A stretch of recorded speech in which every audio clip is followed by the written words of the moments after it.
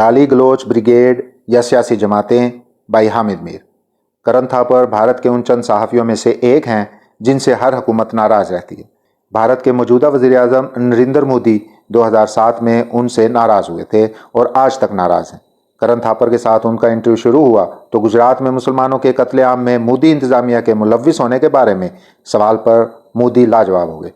मोदी ने सिर्फ 3 मिनट के बाद ये इंटरव्यू ख़त्म कर दिया और फिर कभी करण थापर को इंटरव्यू देने का खतरा मोल नहीं लिया। बहुत साल पहले करण थापर के काटदार सवालात ने BBC के प्रोग्राम हार्ड टॉक को मकबूलियत बख्शी। आजकल वो दी वायर के लिए इंटरव्यू करते हैं। गुज़िश्ता हफ्ते करण थापर ने मुझसे रब्ता किया और कहा कि वो पाकिस्तान के हालात पर मेरा इंटरव्यू करना चाहते हैं। मैंने अर्ज़ किया कि आपकी तरह मैं भी एक सहाफ़ी हूँ, आप मेरी बजाय हुकूमत के किसी नुमाइंदे का इंटरव्यू करें। करण थापर का कहना था कि भारत में उनके नाज़रीन ये जानना चाहते हैं कि इमरान खान का क्या मुस्तकबिल है और पाकिस्तान में इंतखाबात होंगे या नहीं। मैंने इंटरव्यू से बचने की कोशिश की क्योंकि पाकिस्तान के हालात पर पाकिस्तानी मीडिया पर बोलना आसान है, लेकिन भारतीय मीडिया पर बोलना मुश्किल है क्योंकि वहाँ टेलीविज़न पर होने वाली गुफ्तगू भी पाक भारत जंग बन जाती है और मौजूदा हालात में पाकिस्तान का दिफा खासा मुश्किल काम है। करण थापर ने कहा कि आप 90 दिन के अंदर इंतखाबात की हिमायत कर रहे हैं, हालांकि ऐसा होता मुश्किल नज़र आता है। मैं पूछना चाहता हूं कि आप 90 दिन में इलेक्शन क्यों चाहते हैं?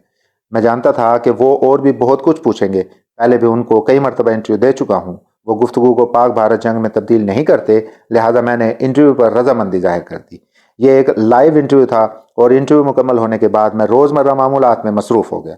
कुछ देर बाद एक और मारूफ भारतीय चैनल से फ़ोन आ गया। बहुत शाइस्ता लहजे में एहतजाज करते हुए कहा गया कि आप बार बार करण थापर को इंटरव्यू देते हैं, हमें वक्त नहीं देते, जो नाइंसाफ़ी है। मैंने भी आजिज़ी के साथ कहा कि एक सहाफ़ी एक दिन में कितने इंटरव्यू दे सकता है? मेरे पास इतना वक्त नहीं है कि हर वक्त इंटरव्यू देता रहूं। शायद मेरे अल्फाज नामुनासिब थे, लिहाजा भारतीय सहाफ़ी ने कहा कि करण थापर के साथ इंटरव्यू के बाद सोशल मीडिया पर आपके खिलाफ जो तूफ़ान बरपा है, शायद वो हमारे साथ इंटरव्यू पर बरपा ना होता, क्योंकि हम आपसे पाकिस्तान और भारत के क्रिकेट मैच पर भी बात करते। लेकिन करण थापर ने एक सवाल भी क्रिकेट के बारे में नहीं किया। मैंने बताया कि हमारा असल मौजू पाकिस्तान का आइन था। फिर भारतीय सहाफ़ी ने कहा कि मैं आपको कुछ लिंक्स भेज रहा हूं, आप खुद ही देख लें आपके इंटरव्यू पर क्या रद्द अमल है। भारतीय सहाफ़ी ने मुझे बहुत से लिंक्स भेज दिए। मेरे पास वक्त नहीं था कि मैं इन लिंक्स पर जाकर रद्द अमल देखता। फिर एक तहरीक इंसाफ के रहनुमा का फ़ोन आ गया। कहने लगे कि आपने करण थापर को ये सही कहा कि इंतखाबात 90 दिन में होने चाहिए, लेकिन यह सही नहीं कहा कि इमरान खान के पास स्ट्रीट पावर नज़र नहीं आ रही।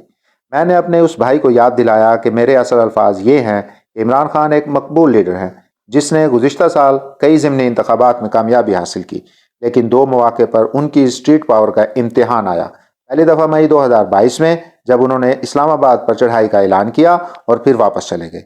दूसरी मरतबा वो नवंबर 2022 में रावलपिंडी आए और 2 सूबाई असम्बलियाँ तोड़ने का ऐलान करके वापस चले गए। तहरीक इंसाफ के रहनुमा ने शिकवा किया कि आपने करण थापर को ये क्यों कहा कि इमरान खान के दौर में आप पर 9 माह तक पाबंदी रही? आपको कहना चाहिए था कि यह पाबंदी जनरल कमर जावेद बाजवा ने लगवाई। मुझे जवाब में कहना पड़ा कि जब मुझ पर पाबंदी थी तो BBC के प्रोग्राम हार्ड टॉक में स्टीफन सीकर को मैंने यही कहा था कि मुझ पर पाबंदी इस्टेब्लिशमेंट ने लगवाई है, लेकिन बतौर चीफ एग्जीक्यूटिव इमरान खान भी जिम्मेदार हैं।